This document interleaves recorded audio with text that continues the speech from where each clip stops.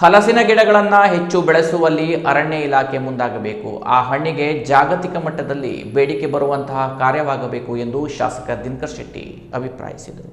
ಗೋಕರ್ಣದ ಶ್ರೀ ಶಂಕರ ಮಠದಲ್ಲಿ ನಡೆಯುತ್ತಿರುವ ಹಲಸು ಹಾಗೂ ವಿವಿಧ ಹಣ್ಣುಗಳ ಹಬ್ಬದಲ್ಲಿ ಪಾಲ್ಗೊಂಡ ಶಾಸಕರು ಜಪಾನ್ ತಳಿಯ ವಿಶೇಷ ಮಿಯಾಜಾಕಿ ಮಾವಿನ ಹಣ್ಣು ಪ್ರದರ್ಶನ ಹಾಗೂ ಹಲಸಿನ ಹಣ್ಣಿನ ವಿಶೇಷ ಖಾದ್ಯಗಳ ಮಳಿಗೆಗಳಿಗೆ ಚಾಲನೆ ನೀಡಿ ಅವರು ಮಾತನಾಡಿದರು. ಈ ವರ್ಷ ಪರಿಸರ ದಿನಾಚರಣೆಯಂದು ಹಲಸಿನ ಗಿಡವನ್ನ ನೆಡಲಾಗಿದೆ. ಇದರಂತೆ ಎಲ್ಲೆಡೆ ಹಲಸಿನ ಗಿಡ ಬೆಳೆಸಬೇಕು. ಕಾಶ್ಮೀರದ ಸೇಬು ಹೇಗೆ ಎಲ್ಲೆಡೆ ಪ್ರಚಲಿತದಲ್ಲಿದೆಯೋ ಹಾಗೆ ವಿವಿಧ ತಿನಿಸುಗಳ ಮೂಲಕ ಹಲಸಿನ ಹಣ್ಣು ವಿದೇಶದಲ್ಲೂ ಬೇಡಿಕೆ ಬರಬೇಕು ಎಂದು